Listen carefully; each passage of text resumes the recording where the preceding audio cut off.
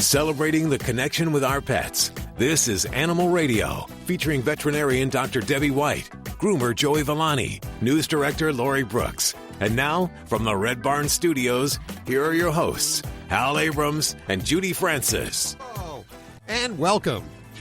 I think it's another overbooked show, I might say. It's a really big one. It is a big one.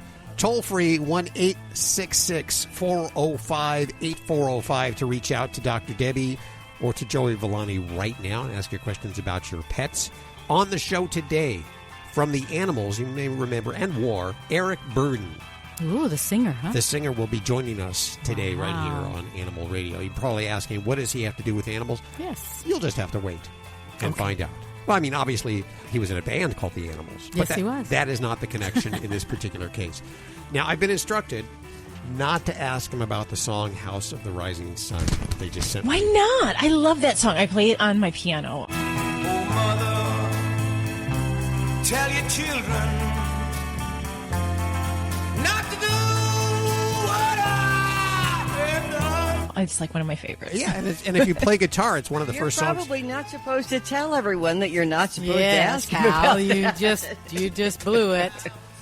I wasn't supposed to a mention little that. behind-the-scenes information. Huh? Yes, that should have stayed behind the scenes. I don't think it's a big secret. It actually was in his last book. He apparently didn't get writing credits for that, for the House of the Rising Sun.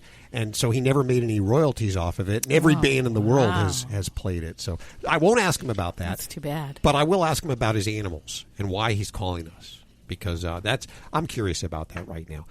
Also on the show today, we're going to have Alan Cook back, the inventor of the Brilliant Pad, who was on Shark Tank last week. Did you see that? I did. That was awesome. Truly amazing. And, of course, he did get funded. I'll tell you that right now. I believe Lori Grenier gave him $500,000 Wow. to promote the Brilliant Pad.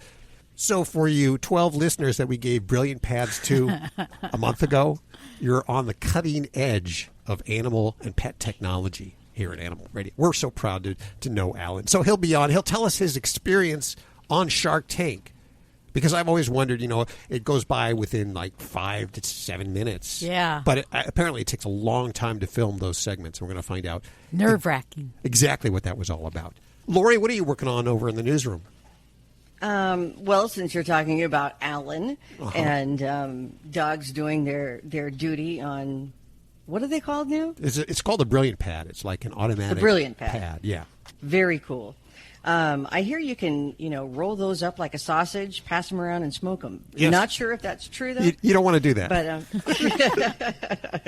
But I have a story for you where there's also maybe another option for dogs going potty. Ooh. As in, something similar to what cats use. Oh, litters, which is something I think, my dog, I should have trained my dog to use a cat litter because I hear more and more people are using them. But we're going to find out the details in just a few minutes with Lori Brooks. First, it's all about you.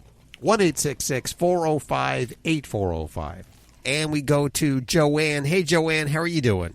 Oh, hey, I'm doing fine. Sorry to keep you on hold for so long. Phones are they're burning white hot over here, but you're up. What's going on? Well, we've got a great cat, and we're trying to train her on a leash, and we're wondering if you have any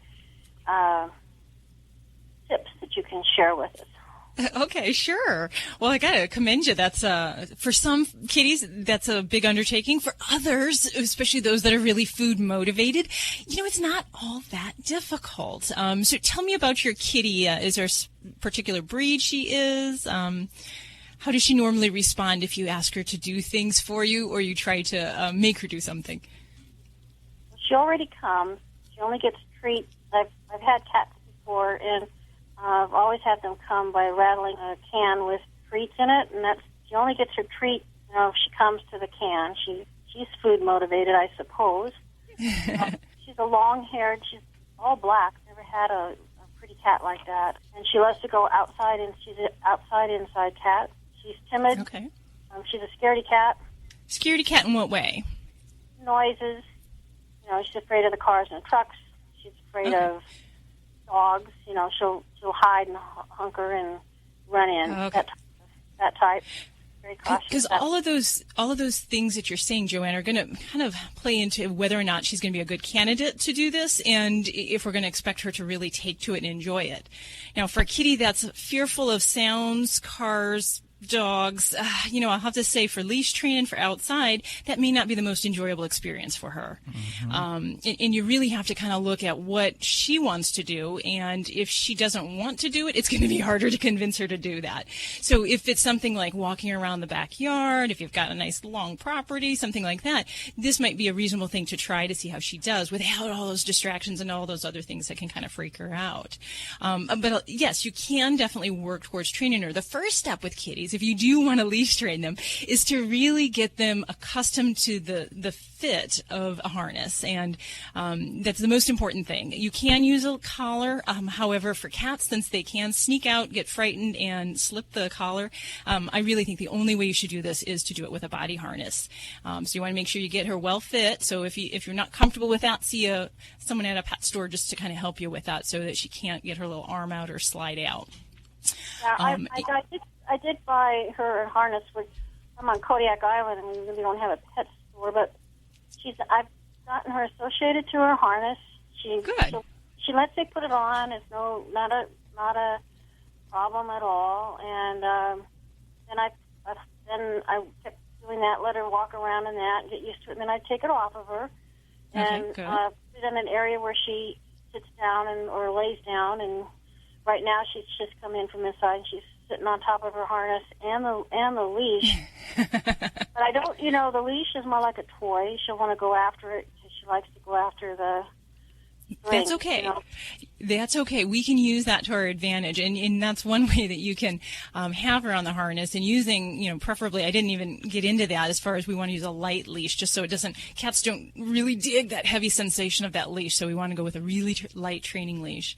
But you can use that. Use that as a way to get her interested in moving forward.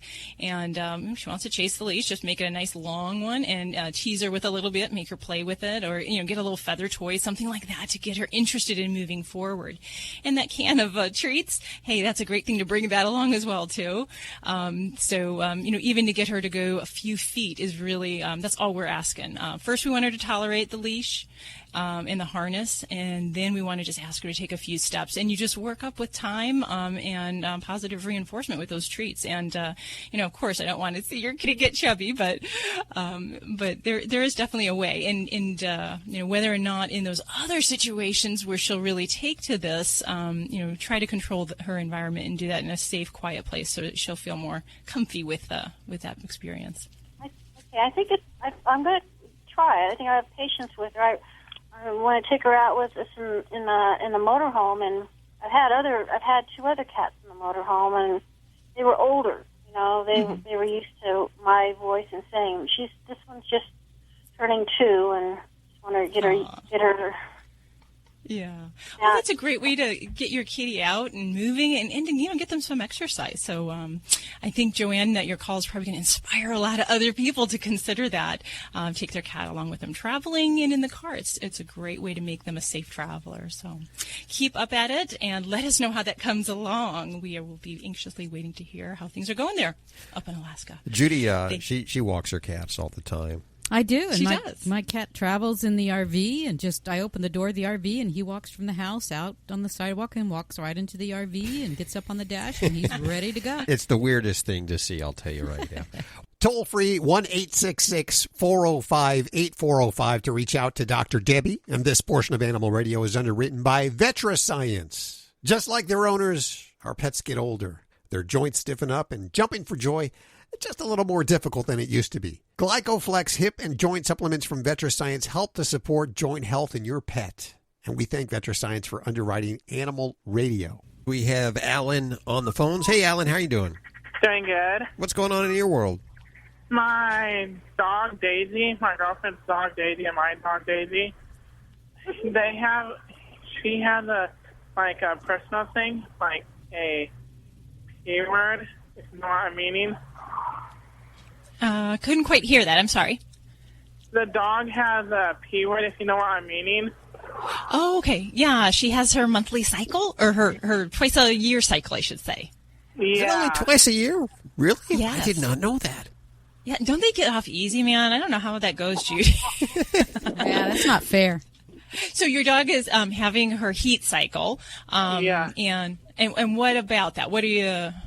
What's your question? Is that a good thing or a bad thing?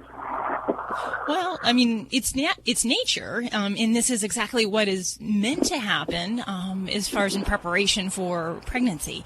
Now, for dogs, if she's a pet and you're not intending to breed her, the best thing that I actually recommend is to get her spayed, to have the surgical sterilization done, so that not only so she doesn't have heat cycles, because it's more than just the bother, although, I think many women would agree that the surgery would be well worth it. But as far as by having her spayed, we're also protecting her against a lot of other reproductive diseases. And one of the biggest ones is a condition called pyometra. And it's an infection that happens in the uterus, in the reproductive structures. And it's very serious. It can be totally prevented by spaying. So it would be a very good measure for your dog to prevent that type of thing, as well as all those cancers that can happen in an intact female dog.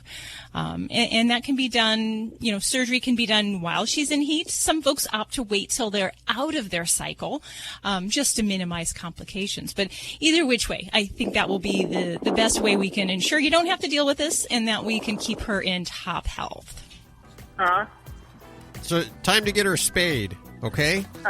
Okay. Okay, there you go. Thanks, Alan, for your call. 1-866-405-8405. This portion of Animal Radio underwritten by the grain-free Red Barn Naturals canned food for dogs and cats. It's always made in the USA with natural, functional ingredients to support your pet's optimal health. You could learn more at redbarninc.com. And thank you, Red Barn, for underwriting Animal Radio. Nature at its best is nature at its simplest. At Red Barn, we've kept it simple for 20 years by concentrating on single-ingredient natural dog treats. Because Mother Nature's actually pretty good at this. Bones are just tasty bones. Meat treats are just nourishing meat. It's nature at its simplest. Look at the label. We want you to. Red Barn Natural Treats. Simply the best. Find it in your local pet specialty store. Try our slow-roasted, natural meaty bones.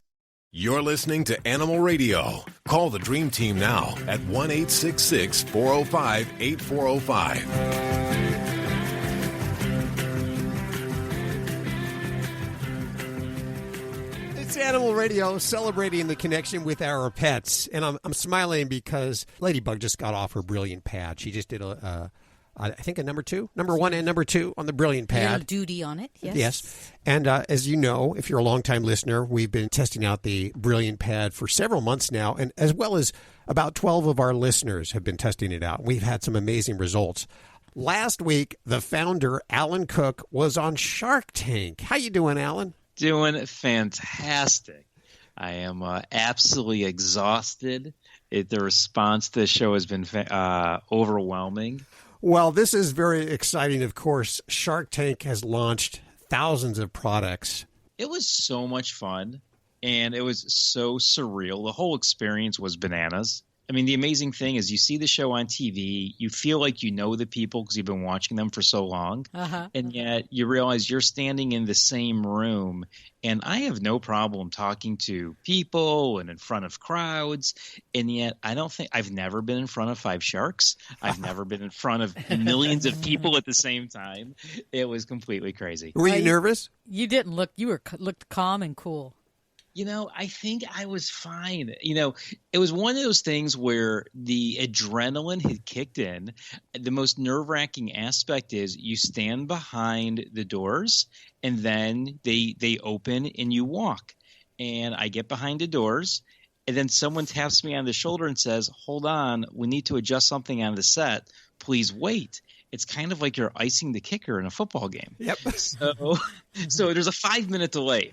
Then the other thing that happens, and there's a whole bunch of articles to talk about this, once you walk through the doors, you don't start into your pitch right away. You stand on a spot, and then you sit there for, I don't know, a half a minute. And what happens is the cameras go around to get lots of photography that's used elsewhere that they need to cut in throughout the episode. So you have this really awkward beginning where you stand there and you're just kind of waiting. And of course the nerves are building because like you're ready to go and you just got to wait. And then you get the cue and then it's like you see on TV. How long are you actually standing there negotiating? I mean, in the show, it's just a couple minutes. Is it, a lengthy time that they cut down or is it that fast? So I was in the tank a total of about 45 minutes. Wow. I've been told that's typical. You're typically in there about 45 minutes to an hour. The shortest tapings are as little as 20 minutes. Some have gone on as long as 2 hours. And yet they all boil that down to what you see on TV. But it's interesting. I mean, the show's been around. The cast, the crew is professional. I'm not a professional TV person, nor really any of the other contestants on the show. Mm-hmm. And they did a really nice job of just trying to make you as comfortable as possible. Kevin got a chance to smell the Brilliant Pad roll that was, a month old? Full and a month old? That was the best part. Wasn't that cool? He was like, that's got to stink to high heaven. Mm-hmm. And I know people are going to ask about that. They're like, how does the machine work? I got it. Wait a second. So the waste is going to stay there for a long time? Isn't that going to smell? And we're like, no. So when they asked us about it, we had a soiled roll ready to go. And he's like, bring that to me. And then he smokes it like a cigar. It was completely bananas. But when he said, I'm really impressed, I expected it to smell, and it doesn't. Even the other sharks were like, they passed it around. That didn't make it to air. But They're all like, we're really impressed that this doesn't smell. And we're so excited because that really helps us explain to people and show people how well Brilliant Pad contains the odor. And first out of the gate was Kevin. He offered you what I believe a $500,000 loan or debt. He had a typical Kevin, deal with all sorts of loan features and payback. But then Lori jumped in and they started negotiating with each other. And we were very happy with where things landed in the end. Yes, and Lori, I got to say, she was the one that, of course, ultimately ended up investing, and she is very pet-friendly. She loves pets. She has a few other pet items. Yeah, she does a terrific job selling products. She connects with women. So many of our Brilliant Pad customers are the same people that Lori already has a relationship with, and we're really excited how we can grow our sales with her help. I have to wonder, everything's great for dogs under 25 pounds, but when, I don't have a dog that's under 50 pounds. So do you see anything on the horizon for bigger dogs? Absolutely. So first off, the machine's really strong. And even though we say it's for 25 pounds and under, I could stand on the machine and jump up and down, and it will be fine. So as it is, we have some larger dogs that already use Brilliant Pad. If your dog can go on a potty pad that's about 24 inches by 23 or smaller, even if heavier, they'll have no problem on the machine. And yes, we are looking ahead to having a larger version in the future. So if you go to our website, brilliantpad.com, and enter your name and email address, we can let you know when the bigger model will be ready. Alan, thank you so much for joining us. Hey, really appreciate it. Thanks for everything, guys. Keep me posted. Will do. Take care. Bye-bye. Bye. Lori, what are you working on? Well, there's a lot of outrage these days over, shall I say, fake service animals.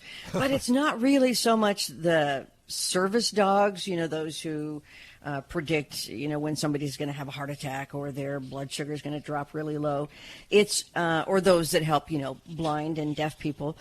It's more over what they call the ESDs, the emotional service dogs, that are not really certified. We're going to talk about some of the things that are being done to try and curb the fakery, people buying certificates from fake registries and vests off Amazon and things like that. And some of the big things that are happening, how states are coming back and trying to combat the problem too. Nature at its best is nature at its simplest. At Red Barn, we've kept it simple for 20 years by concentrating on single-ingredient natural dog treats. Because Mother Nature's actually pretty good at this. Bones are just tasty bones. Meat treats are just nourishing meat. It's nature at its simplest. Look at the label. We want you to. Red Barn Natural Treats. Simply the best. Find it in your local pet specialty store. Try our slow-roasted, natural meaty bones. Hi, everybody. This is Lori Morgan reminding you to please spay or neuter your pets. Well, this portion of Animal Radio is underwritten by Kensington Books, inspired by true stories of klepto kitties caught stealing from humans. Mac, the mischievous tabby, is back in Mac on a Hot Tin Roof. But this time, there's little time for his usual shenanigans when Mac becomes the foster parent to an orphaned litter of adorable kittens. Filled with lots of catitude and love, Mac on a Hot Tin Roof by Melinda Metz is available everywhere books are sold. Visit KensingtonBooks.com for more information. And thanks, Kensington, for underwriting Animal Radio. This is an Animal Radio News Update. I'm Lori Brooks. It's obvious there's a growing problem these days with fake service dogs, especially ESDs. Those are the emotional support dogs that are out there. 19 states have now enacted laws cracking down on people who try to pass off their pets as service animals. And Massachusetts might be added to that list soon, as they are considering a similar law. But the toughest of the anti-fake service dog laws already in existence, you'll find that in California, where the maximum penalty is a $1,000 fine and up to 6 months in jail. The Americans with Disabilities Act, you've heard of that. It requires all places that are open to the public to give access to service dogs and their owners. And the ADA permits those locations to ask only 2 questions of the owners. One, whether the dog is required because of a disability. And the second question is, what tasks does the dog perform? Well, it's actually, did you know this, illegal for them to request documentation for the dog or to ask about the nature of the owner's disability. I get that part, but I don't know why you can't ask to see its, certification. Probably because there are so many now that really aren't the registries or the certifying agencies that they are expected to be. Mm-hmm. But the crux of the issue is the growing use of emotional support dogs, ESDs, which are intended to provide comfort to those who have anxiety and other sometimes hard to diagnose emotional problems. Some of them may have received special training, although experts say the training for ESDs is nowhere near as rigorous as the training for service dogs, who are trained for years to help the blind, deaf, and those with certain medical conditions. By the way, emotional support dogs are not covered under the Americans with Disabilities Act and can legally be denied access to public places. Yeah, I didn't know that either. So something to beware of if you have faked a dog's papers before. A service animal is trained for literally thousands of hours and many years to be in public places and non-reactive. In fact, you should hardly even know that a service animal is there. And technically, when you say service animal, that covers only dogs and miniature horses. And those service animals have, there have actually been documented cases of those legitimate service animals, mostly dogs, being attacked by untrained emotional support dogs. Besides bad behavior, though, another way to tell the difference between a real and highly trained service dog is, and this is according to trainers, owners of real service dogs, they say, do not carry them in shopping carts or purses. And that is not an inflammatory remark. The rule is 4 on the floor. And what that means is all 4 feet on the ground at all times when a dog is performing a task requested by the handler. But more and more Americans are in favor of a national certified program and registry for legitimately trained service dogs. They say this problem will not stop until that happens. I'm Lori Brooks. Get more breaking animal news anytime at animalradio.com. This has been an Animal Radio News Update. Get more at animalradio.com. Check out Animal Radio highlights. All the good stuff without the blah, blah, blah. Browse on over to animalradio.pet. The following program is a repeat of an earlier broadcast. This portion of Animal Radio is underwritten by Fear Free. Fear Free takes the pet out of petrified and puts the treat into treatment. To learn more and find a certified Fear Free veterinary professional near you, visit fearfreepets.com. It's Animal Radio, celebrating the connection with our pets. Toll free, 1-866-405-8405. We'll head back to those phones in just a couple of seconds for your calls for Dr. Debbie and Joey Villani. And we are about, I'm going to say a little over an hour away from Eric Burdon of the Animals joining us.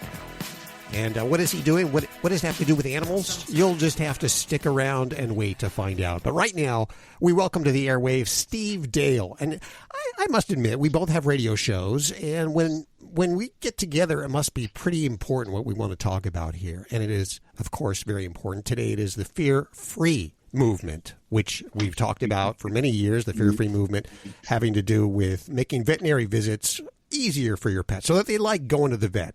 But now there's fear-free happy homes, too. So there's ways to make your home a fear-free home, too. And I'll tell you a little more about that in just a couple of minutes. Steve, welcome to the show. It's great to be here. Thank you so much. So when did you first hear about fear-free?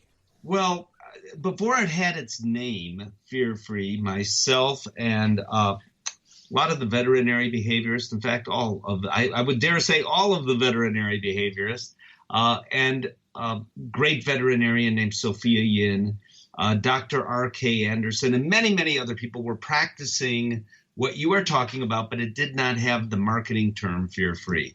And the brilliant Marty Becker came up to me, Dr. Becker, at one of the veterinary conferences and said, "I have an idea." Just like that. Did you know at that time that his idea was that he was really onto something? Yes, because I did instantly get it. In fact, I'm not even sure I let all the words just fall out of his mouth before I interrupted and said, "I get it," because I've been talking about this sort of thing for a very long time. What Dr. Becker, however, did was encompass the sorts of things I'm talking about with even the architecture of exam rooms in veterinary clinics, with the latest research that's out there as to even what colors pets may prefer, the idea of playing classical music in the clinic and all that sort of thing. You know what, though? Fear-free, the concept really begins in homes. So I'm so glad that he began this notion of fear-free, happy homes. If the cat, let's take a cat because that's an easier example. The carrier comes out, and where is your cat? He's running. He saw you with the carrier. He's out of there. Yeah.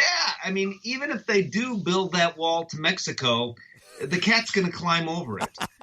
The cat's out of here, and by the time, if you can even do it, run all over your house, grab the cat who's screaming all the way there, and stuff that cat into the carrier.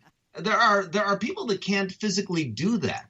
But even if you can get that done, by the time you get to the veterinary office, there isn't much even the best veterinarian on earth can do to calm that cat down at that point. And in fact, I really do believe that many cats, if not most, many dogs at the veterinary clinic believe they are going to die.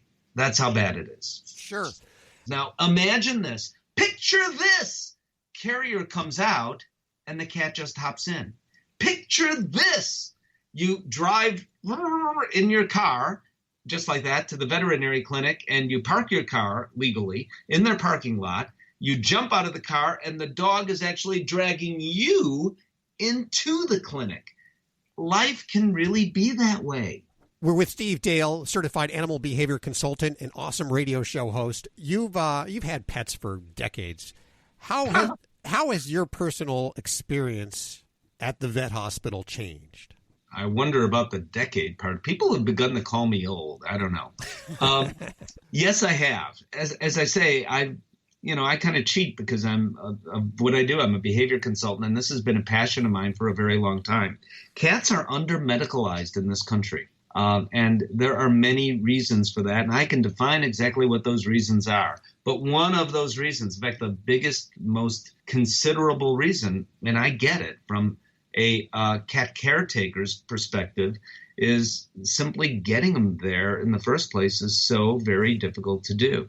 And I will say the best veterinarian on the planet cannot treat a cat or a dog that's not coming in. I mean, you can't diagnose an animal you're not seeing. I don't care how good you are.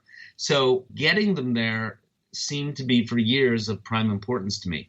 And I've been teaching these kitten socialization classes for a very long time now. So I have been, I must say, practicing what I preach. And I have videos of our dogs. You know how dogs, when, I don't know, you tell me, you guys, I mean, is there somewhere in your area that offers maybe the local bank or the local dry cleaner or whatever that offers cookies to the dogs? When the dogs go by that place, they will drag you. They realize, you know, right? And they take you for a walk now, and they drag you into the door. Well, that's how our dogs feel about the veterinary clinic.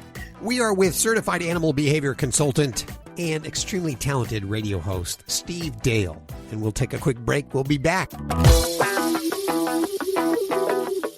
Need a fix of the good stuff? Get more Animal Radio with the free Animal Radio app for iPhone and Android. Happy holidays from your friends at Fido Friendly Magazine. The fall-winter issue is available now for your dog to sniff out all the great Fido Friendly hotels and great products to set all tails wagging. This is the must-have issue of the year. So subscribe today at FidoFriendly.com with code HONEY and get a 15% discount. Make this a gift for an additional $10 for your Fido-loving friends and have a Fido fabulous holiday. You're listening to Animal Radio. If you missed any part of today's show, visit us at animalradio.com or download the Animal Radio app for iPhone and Android.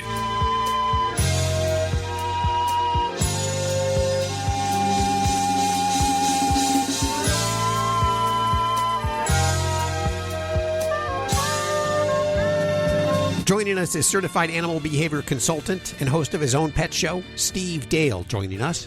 So let's go back to the cats for just a second here. What is a good way so that they don't freak out with the carrier every time I pull it out? What is a way to desensitize them? And counter conditions. So the good news is that you can take what I'm about to say is way easier with a kitten. Okay. And I will describe a super secret magic solution that is available for kittens in some places in a moment. But in addition to that, it works with 5-year-old and even 15-year-old cats. What you do is but take some patience. You take out the carrier, you leave out the carrier as if it is a piece of furniture. And the cat will probably take a wide berth walking around it, you know, like, oh my God, what's this doing here? But eventually get adjusted to the fact that the carrier is just there, like the sofa is just there. Over time, begin to drop some treats randomly into the carrier, so the carrier becomes a treat dispenser. So now the cat is periodically investigating, I wonder if there's going to be something really good inside this carrier. Then what you begin to do is feed the cat just outside the carrier, then feed the cat inside the carrier. When the cat ultimately is comfortable with being fed inside the carrier, then what you do is you actually zip it closed, put the cat inside, zip it closed, and walk all the way into the next room, let the cat out of the carrier, feed the cat. So good things happen after the cat has been in the carrier. Fast forward the clock a little bit. You've given the cat a tour of your house. We're going upstairs. We're going downstairs. We're going into this room and that room. Now you get fed. The cat's not complaining. The cat voluntarily goes into the carrier because the cat knows, I'm only going to get fed after this. That's all. These crazy people are walking around with me inside the carrier. I don't know why, but I get a meal afterwards. Then you take the cat down to the car. Same thing. It's slow. You know, you just start the car and go nowhere, go back in the house. Cat gets fed after being in the carrier in the car. Eventually, you drive down the driveway. Then you drive down the block. Then you drive around the block. And then you go to the veterinary clinic, but nothing happens there except the cat gets a treat or 2 or 3. You go back home and the cat gets fed. You kind of get the idea, I suspect. It does take some doing. Is it worth it? Totally, I think. In addition to that, with a kitten, here's what the secret thing I was going to tell you. With a kitten, if you could find somewhere in your market that does kitten socialization classes, or take it upon yourself, if you happen to get a cat as a kitten, and I know many people, wonderful people, amazing people, rescue cats that are 8 years old, which is totally a great thing. But if you happen to have a kitten between the weeks of 8 and 15 weeks of age, then it's really easy. They don't care.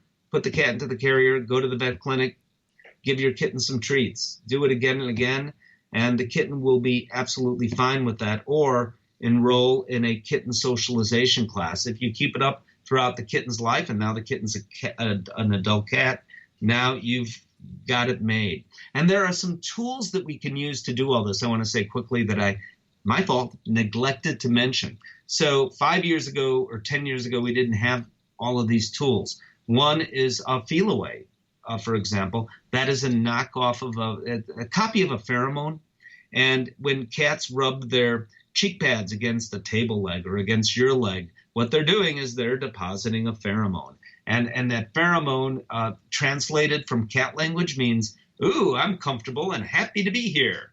And this is a copy of that pheromone. You spray the Feel Away into, or you could purchase Feel Away wipes. They're kind of like hand wipes, except they have pheromone on them.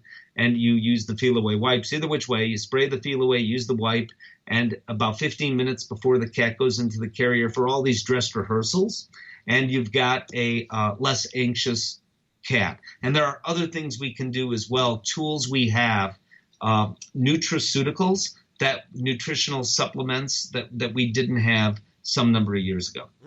And some of the great resources over at fearfreepets.com. We'll put links to everything you've heard on today's show over at animalradio.pet. Why do you think it's so imperative that pet owners seek out a fear-free veterinarian? Oh, my goodness. There are so many reasons for that. I mean, the primary reason is that they don't need to feel terrified or, as I said earlier, like they are going to die. I've met in my career, which, as you point out, has been for decades now, I've met perhaps thousands of veterinarians and thousands of veterinary nurses. I've never met one, not one, that hasn't gone into the business to help, in this case, companion animals. But when these pets are terrified, their hearts break. The hearts break of the people that are bringing them in, the caretakers of their family members with four legs. Their hearts break, and they become stressed, which increases the animal's stress even more. And this vicious cycle doesn't even have to begin. We can do better than that. And doing better than that isn't only on the veterinary profession, it's on all of us as well. If you do one thing today, if you're surfing one particular website, I encourage you to go to fearfreepets.com. Fearfreepets.com to learn a little more how you can make your home a fear-free, happy home and how you can find a fear-free certified vet. Of course, links to everything you've heard on today's show over at animalradio.pet. Steve, thank you so much for coming on the show. You guys are wild. Thank you so much. Take care of yourself. Thank you. We're going to head back to the phones for your calls next. This portion of Animal Radio was underwritten by Fear Free. The veterinarian isn't typically thought of as your pet's favorite place to go. With Fear Free, that all changes. To learn more and find a certified Fear Free veterinary professional near you, visit fearfreepets.com. Celebrating the connection with our pets. This is Animal Radio, featuring your dream team, veterinarian Dr. Debbie White and groomer Joey Villani. And here are your hosts, Hal Abrams and Judy Francis. And if your pet isn't with you, go ahead and grab your pet right now. We can wait. No, seriously, go grab them right now. Bring them around the radio. They love Animal Radio.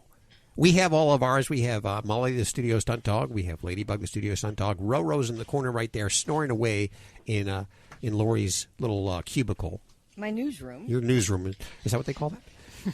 And we're missing a kitten today. There's usually a kitten in here. She's in lockdown, man. She's just too naughty today. Why? What's happening? What is she doing? Just cords and everything. And she knocked over a flower arrangement the other day. And she's discovering that, with claws, she can get just about anywhere. So, she is definitely crawling up things, leaping. You think she's some kind of acrobatic. And she's all of 2 pounds, barely, 2 pounds wet. I love them when they're just little kittens. Yes, they just have so much energy and they're just popping all around. I wish I had that kind of energy. We're just about to go to the phones. This hour, we're going to talk to Eric Burdon of the Animals. And he has some kind of animal interest, thus him being on Animal Radio. We'll find out what that's all about in just a couple of minutes right here on Animal Radio. We're also about 20 minutes away from a check of news with Lori Brooks. What do you got going on in your little cubicle newsroom? Got a special report into what are called whole family cemeteries. Whole family cemeteries. Oh, that's strange. I'll tell you what one would be like, too. Yeah, pretty cool, I think. Okay, that's on the way. Let's hit the phones. Well, hi, Lynn. How are you? I'm fine. How are you? Good. How can we help you? Yeah. Well, you know what? I just I had talked to my vet about we have a puppy, an Australian Shepherd, and I just wondered what you recommend age-wise to get him neutered. Okay. I was told like 5 to 6 months, but I wondered if there's things that, should his testicles have dropped by then? He still doesn't lift his leg peeing. He's more like a squat still. Okay. In general, I'd say that my veterinary recommendation is about 6 months for the castration surgery. That's before we start to see the bad behaviors, marking around the house, a little bit pushy dominance or aggressive behaviors. In our community, we have one of those laws that says that you have to neuter your dog and cat by 4 months of age. And I don't dispute the law, but I would say my preference is 6 months. And for some things like, testicles, yes, they ought to be dropped by 6 months. But actually, those little suckers should be falling on those puppy visits. So usually on the 3-month, the 4-month visits, if those testicles aren't there, then I maybe get a little concerned. But by 6 months, they should be in their normal position. If they're not, that might be a condition called cryptorchidism, where the testicle doesn't drop normally. Not that we would wait necessarily longer, just means we have a little abnormality to deal with. But as far as neutering-wise, you said he's 5 months right now? He's 6 months. Oh, he's 6 months. So, yeah, I think he's old enough to sign up. And if he's not lifting his leg, I don't know that waiting longer may necessarily help him. It's not necessarily a hormone-driven behavior. A lot of times it's learned from other dogs around him. So might help to take him to the dog park and let him watch some of the big boys, and he might pick up that behavior. Otherwise, it might just be a little bit more time, and he'll find it. Sometimes I sit down too. Too much information. So what you said earlier, it is better to do it before he shows signs of aggressive behavior. So absolutely, yeah. Okay. And I found some people that actually wait because they're waiting to see those signs. And actually, behaviorally, we can avoid so many more problems if we don't allow that to actually happen in the first place. So yeah, I would endorse the old snip snip for your friend. Okay. Thanks, Lynn. Okay, that's great. Thank you so much. Thanks for listening. 1-866-405-8405 to reach out to Dr. Debbie. And this portion of Animal Radio is underwritten by VetriScience. Just like us, our pets are getting older. Hard to believe, huh? It happens so fast. And just like us, their joints stiffen up and jumping for joy. Not so easy anymore. Glycoflex hip and joint supplements from VetriScience help to support joint health in your pet. And we thank VetriScience for underwriting and supporting Animal Radio. Line 4. And Brian. Hi, Brian. How are you?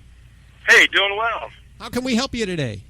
Well, I have a black lab mix that I got from the shelter, and she is a wonderful. She's about 3 years old now, and very well. Went to obedience training with her and learned how to. Sometimes you got to train the people that train the dogs. Oh, yeah. So I learned all the steps to, and she's wonderful. Can teach her to do the paper, sit, stay.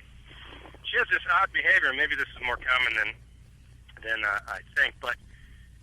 She likes to, if there's other dogs, like we go to a friend's house and take the dog with us, and in the backyard, if she finds feces from the other dogs, she wants to rub her head in it. Ooh, lovely. And then come running back and show us how proud she is. She doesn't eat it or, anything. It's almost like she wants to say, doesn't do it in her own yard. Of course, we clean everything up as quick as we can, but she never does it with her own. Okay. And I guess two questions: is that unusual? And second, how can I help stop the behavior? Yes, it actually is not all that unusual. I'd say more dogs tend to actually ingest feces, but there are a good amount of them that will roll in the fecal matter, and they do. They come back so proud and happy about it. And it's interesting because there's a lot of behaviorists out there. We really don't know why dogs do this. There's a lot of theories out there, and some of the theories are that, you know, they're either masking their scent or they're picking up the scent of, you know, where they've been, and they're kind of using that to tell the other pack members where they've been, but we really don't know why. But they enjoy it. They love it. So it is kind of a self-rewarding behavior. So gross, definitely. I don't think anyone would argue with that. The hard thing is, because it is a self-rewarding behavior, you have to actually prevent it from beginning in the first place, or you've already lost that ability to train her out of that. So that means the challenge is we have to, when she's faced in these situations, we have to do a couple things. One is to try to control her movements. So either keep her physically away from the areas where the fecal matter are, or we keep her on a head collar, like a general lead harness. And that way, when she kind of gets near the material, you can direct her another way. But we also want to remember, it's not supposed to be about disciplining or correcting her when she does this, because that actually is, in my eyes, I always kind of compare that to the small toddler or the small child that does something wrong and gets yelled at and is like, "Ooh, I got attention." Negative attention is still attention, so they're still rewarding the behavior. So we ignore it. We don't say, no, don't do that. You actually look for something else we can motivate her with at that time. And the best thing is if you have a combination of the head collar and something else. So I will use squeaky toys. I'll use toys, treats, frisbees, whatever she really digs. Other than the fecal matter, use that as the alternate toy or behavior. So it is hard, especially if you're over at a friend's house and they're kind of doing doggy fun and playing and rolling in that. But it means just kind of taking control of the situation and not allowing her to do that, and give her that outlet. Just follow her when I bring her and kind of control her as she doesn't do it all the time, which is also difficult too, because if it's an intermittent behavior. Right, it's intermittent, which is the hardest behavior to try to change, I think. Yeah. Now, and when we're keeping her out of the access, it's not ideal to say, she's running around the yard, she starts to roll in it, and then you try to get her away at that point. We really want to maintain physical control, so we want to have her on a leash or a harness. Okay. And you can actually even go through little practice sessions with this. Go to a neighbor, your friend's house, and have her on that, and start doing a little semi-training away from that. And that way you can hopefully let her enjoy some of that freedom and that dog play, which is just part of being a dog. Hey, don't knock it till you've tried it, okay? Hey. Well, thank you, it's doggy perfume. I appreciate all your help. Thanks for listening. 1-866-405-8405. Hey, don't forget you can get your fix of Animal Radio anytime you want with the Animal Radio app for iPhone and Android. Download it now. It's made possible by Fear Free Pets, taking the pet out of petrified. Visit them at fearfreehappyhomes.com. Hi, it's Alan Cable with today's dog tip. So you've done your homework, you're ready to make an incredible commitment and get yourself a puppy. You know the responsibility you're taking on, and you've thought long and hard about what kind of puppy you want and how best to pick him or her out. Or did you? When I met my lady, my last dog was a well-behaved, well-socialized grown adult. He passed and she wanted a puppy. I tried to prepare her for the storm that was coming. She said she understood, and so a very lucky stroke. My neighbors got together, a lab and a shepherd, and they had puppies. Now this was great because it enabled me to do some incredible preparation and homework. Firstly, I could observe the puppies as often as I wanted, and when they got older, I could take a couple at a time and visit my backyard. So let's talk about picking out puppies. When you go to the supermarket, you just don't pick up any cucumber and stick it in your cart. No, it's got to be a beautiful green cucumber, crisp and ripe. Many people just pick out puppies or dogs just based on how they look. But shouldn't you ask yourself what personality traits you'd most like to see in a puppy, and whether or not you want a smart dog? The best way to gauge a puppy's intelligence is to observe him. Puppies Puppies have very short attention spans. They can't focus very long on anything. Kind of like guys when you're talking about your relationship. They're on to the next thing before you can snap your fingers. So if you observe a puppy that can focus for 10, 15 seconds on an object or anything, that's a great sign of intelligence. Also, watch how the puppy interacts with the other puppies. Does he leave the pack occasionally, go off on his own to explore? Or does he always cling tightly to the group? When he plays, is he dominant or is he submissive? And watch how his mother corrects him when she doesn't like the behavior. Usually grabbing him by the neck with her teeth or pushing him down to the ground. That's another important thing to observe, how a mother corrects bad behavior in her pups. You're going to be doing a lot of correcting when you bring your puppy home. Okay, so to be prepared for your first night, your dog is going to wail and whine all night long. My wife wanted me to return him the next day. He's away from his mother and his litter mates for the first time. He's scared. He's in a strange environment, and he's calling out to them, and more than likely, he'll do it for a week or two. Do yourself a favor and get a crate, and we'll be talking about crate and potty training next time. This is Animal Radio, baby. Hi, this is Elaine Boozer on Animal Radio. Spay and neuter your pets and some of your exes. Here is today's top automotive news story. I'm Nick Miles. Hyundai has released pricing for the all-new entry-level 2020 Venue. The MSRP price is $17,250. Available in the 3 trim levels, the SE with a manual transmission or the SE IVT automatic transmission, the SEL or the two-toned exterior denim, each include the Smart Stream 1.6-liter dual-port injection 4-cylinder engine. To find your new Hyundai, see our reviews at ourautoexpert.com. Think O'Reilly Auto Parts for all of your car care needs. We're close, convenient, and known for our guaranteed everyday low prices and excellent customer service. For professional parts people you can trust, stop by your local O'Reilly Auto Parts today. O'Reilly Auto Parts. Better prices every day. Hello, this is Loretta Swit, and I'm on Animal Radio. And please don't forget to spay and neuter.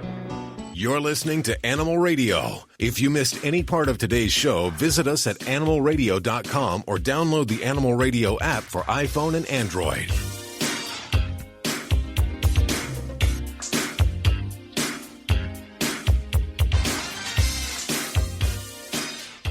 It's Animal Radio.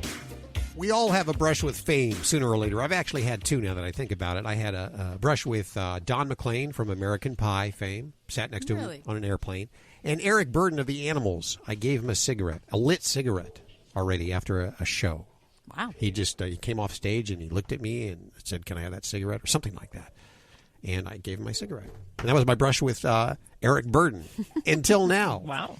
In just a few minutes, yeah, I know, really big deal. Well, what was your brush with fame? I'm trying to think. Other than the people that I've met through working with Animal Radio, I mean, we've met some. We had Jose Canseco's the one year we met. I remember that. I had to reel you in on that one. Well, I was having a good old time flirting. It was so much fun. But there are others. I'm trying to think, but he's just one jumps out. Yeah, for some reason. I remember that. You were just drooling all over. Let's see. And you're working on news, Lori. Have you ever had a brush with fame? I think my most exciting one was leaving a radio station party at the Queen Mary. And as I was leaving, because we had to get up and go on the air the next day, like at 3 o'clock, I saw Lorenzo Lamas. Oh, Lorenzo Lamas, yes. And that was the time of, was that Falcon Crest?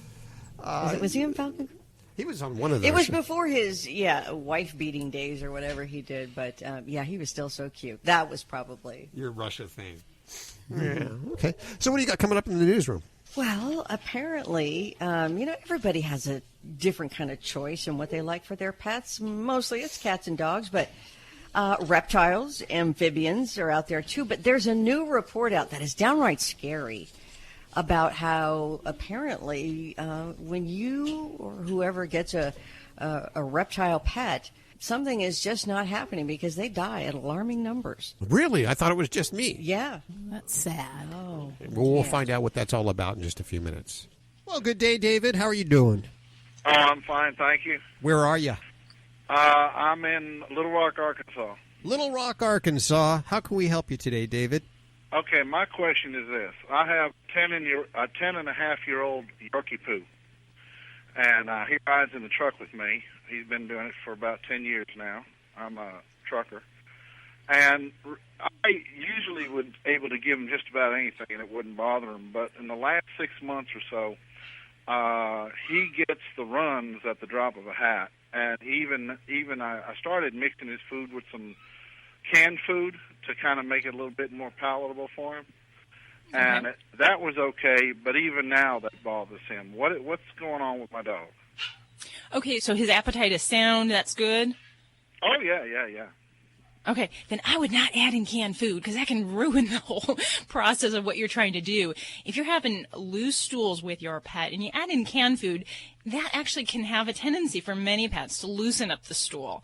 There's a lot more moisture content in that, and it's kind of like, be like eating a lot of pumpkin pie if you have diarrhea. It's not going to help things in any way there. So I would really be looking more at our diet structure as far as what we are feeding, and there are some diets will go to a higher fiber content if we want to firm up the stool some.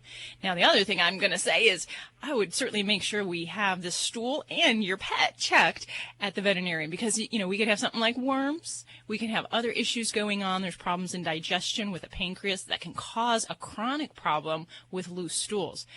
But I'd say the number one problem in most cases is we choose a diet that doesn't agree with our pet's bowels.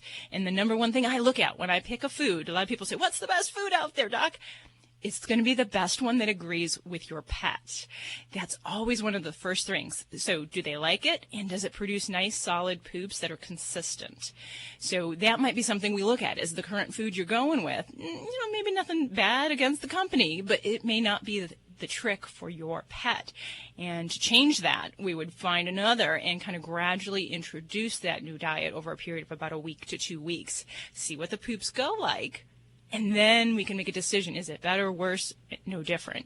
But I would certainly, before we start on the strategy of trying different foods and moving around, like I said, I'd make sure your baby's checked out A-OK by the vet and bring a nice bag of poop for the vet. It really makes our day when you guys do that. You like that stuff. It's weird. 1-866-405-8405 to talk to anyone of the Dream Team right now here at Animal Radio. This portion of Animal Radio is underwritten by Red Barn. The grain-free Red Barn Naturals canned food for dogs and cats, always made in the USA, with natural, functional ingredients to support your pet's optimal health. Learn more over at redbarninc.com. And thanks, Red Barn, for underwriting Animal Radio. You're listening to Animal Radio. Call the Dream Team now at 1-866-405-8405. Dogs or cats, horse or emu, animals are people too. We've heard about leash laws for dogs, but Cindy Deasy from Willow Grove, Pennsylvania wants a leash law for cats. Dog owner Deasy says she wants cat owners to be as responsible as dog owners. She said her dog was seriously hurt twice while chasing a cat from her yard. She is among those tired of cats wandering the neighborhood, damaging plants, tearing up lawn furniture, and using their lawns as litter boxes. Deasy says, if my dog was digging up people's gardens and peeing and leaving animal parts, people would be up in arms. In response to the complaints, the city is considering picking up roaming cats, but they haven't decided on a cat leash law yet. I'm Britt Savage for Animal Radio. Animals are people too. Animal Radio. Hey, this is Paula Poundstone. Wait, I forget where I am. Animal Radio. Animal Radio. I love that. All right. Hey, this is Paula Poundstone on Animal Radio. Spay and neuter your pets or we're going to be eaten alive.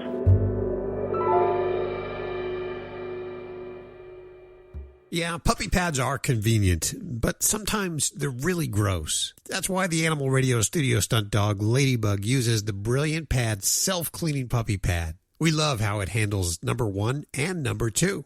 It seals away the waste and replaces dirty pads for us. Brilliant Pad keeps our home clean and smelling fresh. All we do is replace the roll once every few weeks, and the process is fast and clean. In fact, Ladybug gives it 5 paws up. Learn more about it at brilliantpad.com. This is an Animal Radio News Update.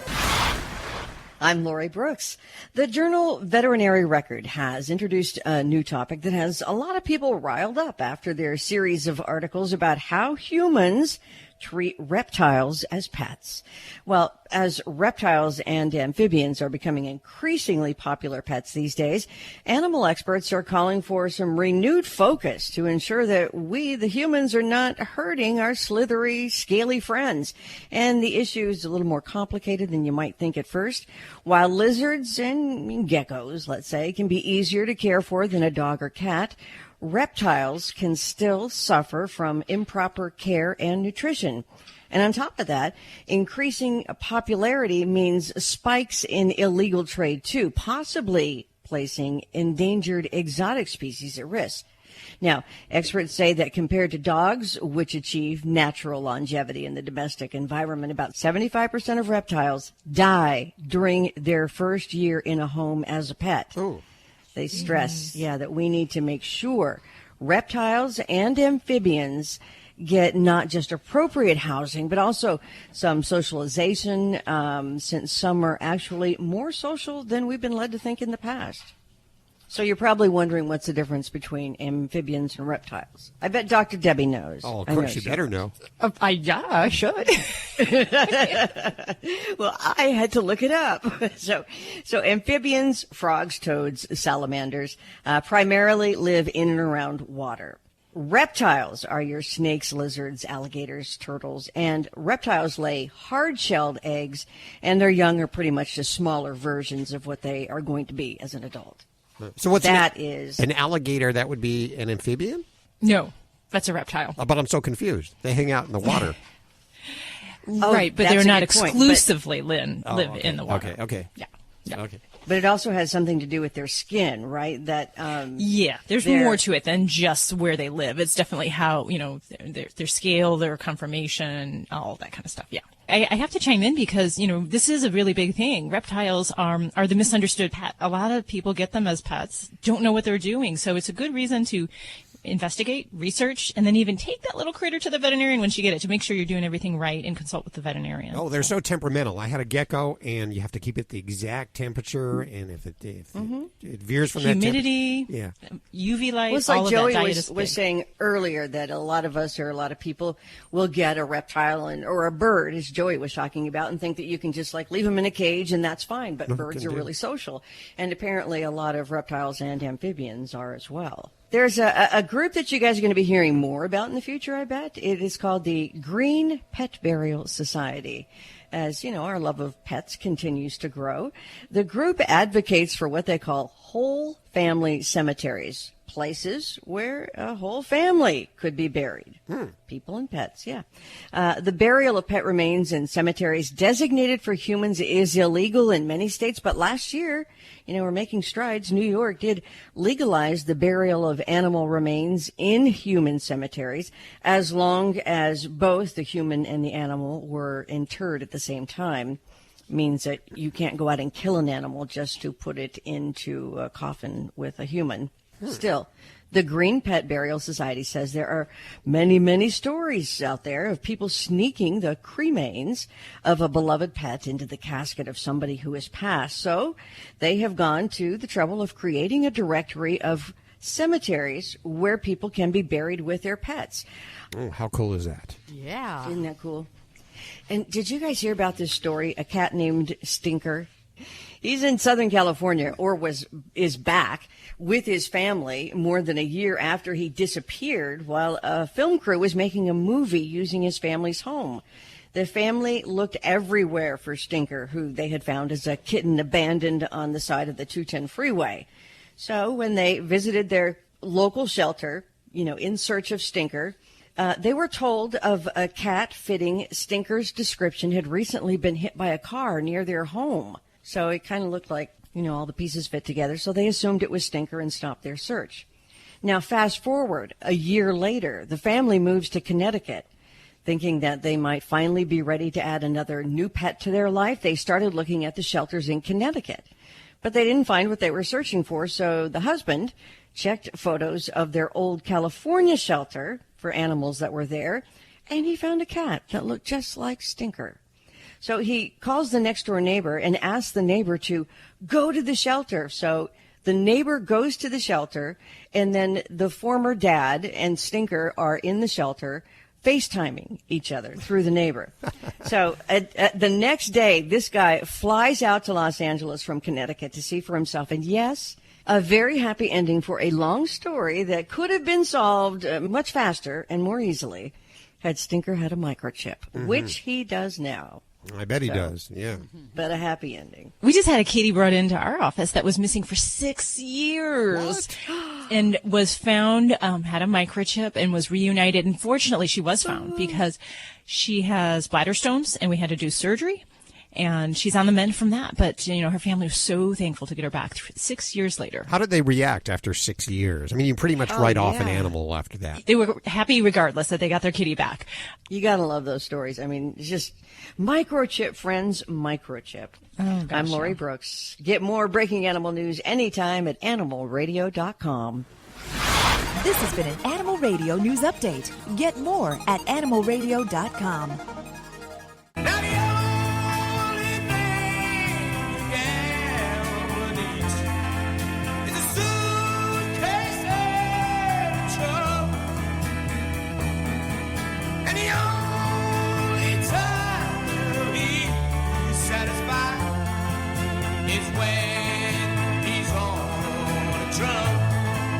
Everybody has their little brush with fame story, and it was in the maybe the early 80s.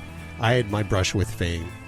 It was Eric Burdon of the Animals. I was backstage at the Bumbershoot Festival in Seattle. Really? And he was performing, and he got off stage, and he asked me for a cigarette. That's the story. Your claim to fame. That's the story, and I'm sticking to it. Did you have one? I actually did. Give him one. And, he's joining us now. Hi, Eric, how are you doing? I'm good. I never smoke cigarettes. Okay. I dig your Okay, you just blew the whole thing. I heard somewhere that you played trombone. That was your first instrument?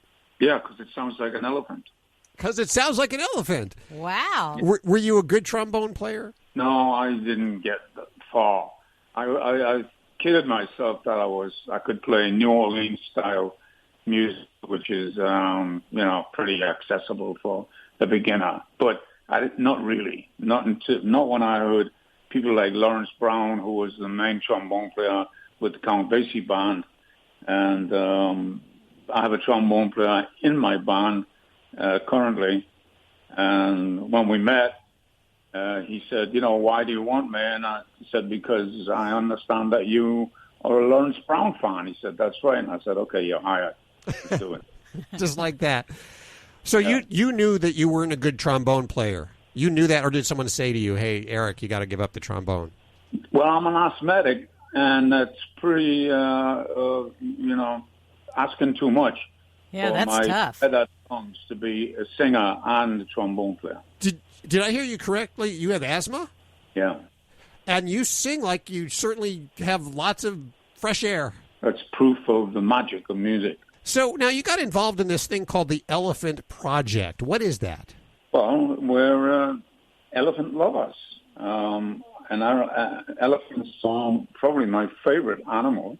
I've had close and personal relationships with the gentle giant at the park in London Zoo many years ago, and I was in shock when I was on tour in America to see headlines in the newspapers saying male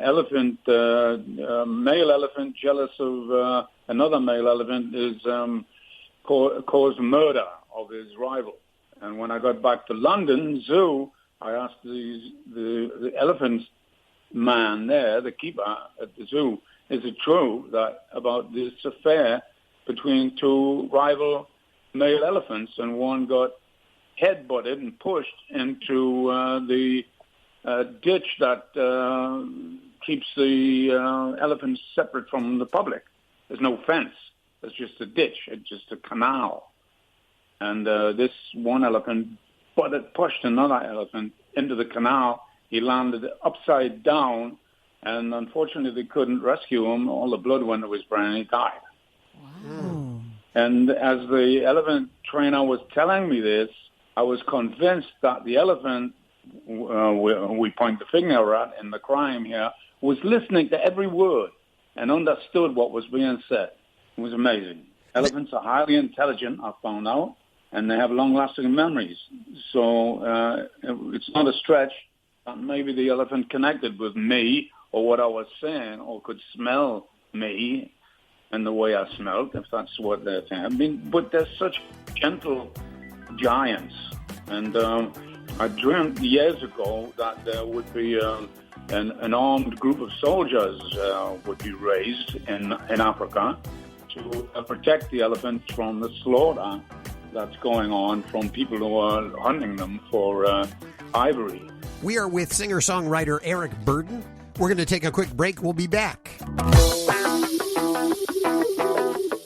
Here is today's top automotive news story. I'm Nick Miles. The 2019 Ford Edge has earned an IIHS Top Safety Pick Plus, excelling in all 6 areas of crashworthiness testing, with the IIHS citing Copilot 360's pre-collision assist with automatic emergency braking as an efficient tool to help avoid frontal collisions at speeds of up to 25 miles per hour. The Copilot 360 system is now a standard feature in the Edge. To find your new Edge, check out our reviews at ourautoexpert.com. Think O'Reilly Auto Parts for all of your car care needs. We're close, convenient, and known for our guaranteed everyday low prices and excellent customer service. For professional parts people you can trust, stop by your local O'Reilly Auto Parts today. O'Reilly Auto Parts. Better prices every day.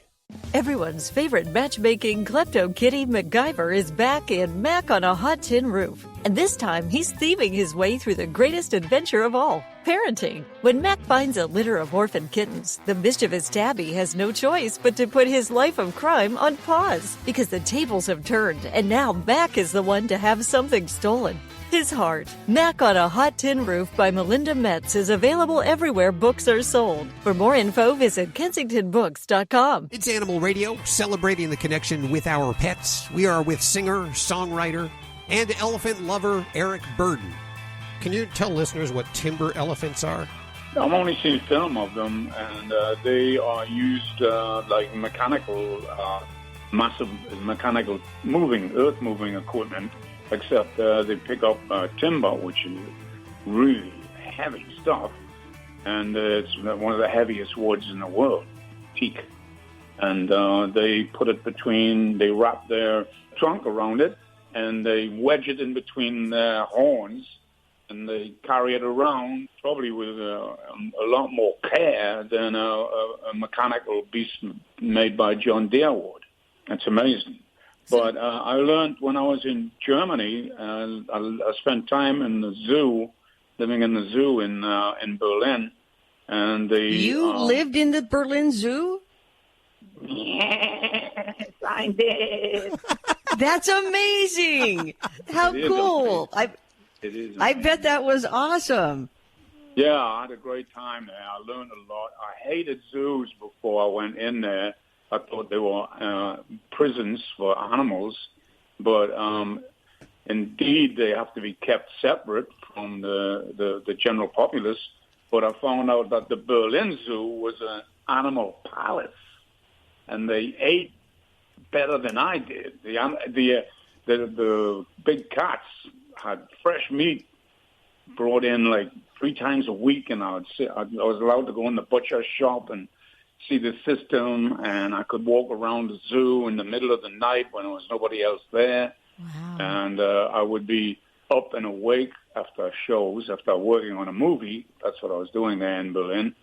And I would stay up till like 5, 6 o'clock in the morning and watch the animals awaken to face the day and the human guests that were coming to, hang around their favorite species, and watching the lions coming out. And, they're really family creatures, really family-oriented people, animals.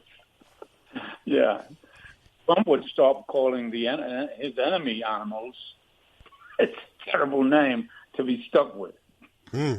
We are with singer-songwriter Eric Burdon, who has lent his name to an organization called the Elephant Project, and they are having an event this Thursday night in Santa Barbara at the Belmonte Encanto. Am I saying that right? Encanto Theater, and that's 800 Alvarado Place in Santa Barbara. We'll put all the information over at our website at animalradio.com. And are you going to be there for that? Yeah, I think so. I think it's absolutely incredible what you're doing. And, you talk about it as lending your name like it's no big deal. But it's a huge deal. And I salute you for this. And just to find out that you spent time living in a zoo, that's a story I'm going to walk through. That's awesome. Yes. Write a book on that, Eric. It was a magical town. It was a magical period in Berlin. Because, I don't know if you know enough about Berlin, but the zoo is the heart of Berlin. The zoo is right in the heart of the city. All of the public transportations and everything, you look up and it says zoo, the center, the zoo. And it was amazing that I ended up in the zoo. There was a place for me there that normally zoology students have space there to live there, and when they're studying the animals, and that's how I got a place to sleep there. It was incredible. Do zoos in different countries treat their animals differently? Like in Berlin, do they treat their animals differently than they do in zoos here? Well, let me tell you that a couple of girlfriends of mine, the one being the wife of the boss of the zoo, we took a gorilla, a baby gorilla, to breakfast with us in a restaurant across the street from the zoo. And the girlfriend that I had at the time had long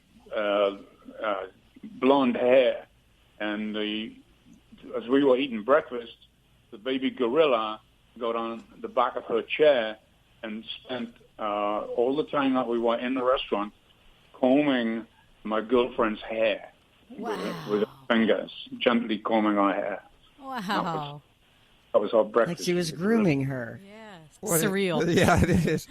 Wow. Eric, what do you got on the musical horizon? What are you working on now? Well, I'm writing a book at the moment, but incorporated in the book are lyrics, which will eventually become songs when I get time to go into the studio and pass my ideas along to my musician friends. So as the book goes on, there are songs to go with whatever chapter I'm writing. And I see most things anyway in the form of songs. I guess rap is to blame for that. I'm not a rap fan, but I understand that it's the music of today, and and the guys who are rappers they're just talking in their language about what's happening in their world. They're just telling stories. It's like what you did in the 60s and 70s. Yeah, well, that's what I'm doing now. And you continue to do. Yes. Yeah, right. We'll look for the book, and of course, it's not your first. There was Don't Let Me Be Misunderstood. If you haven't read it yet, it's a great read. Pick it up now. And Eric, I thank you so much for spending time with us today. Thank you, and on behalf of my friends, may I say... I want to thank Steve Dale as well as Alan Cook and Eric Burdon for coming on today. If you missed any part of the show, you can head on over to animalradio.pet and listen or download the Animal Radio app for iPhone, Android, and BlackBerry to get your fix anytime you want, middle of the night, middle of the day, whenever. We're here for you. And we'll see you next week for more Animal Radio right here on this fine station. Bye-bye. Bye. Come on, Ro, we're going on a walk.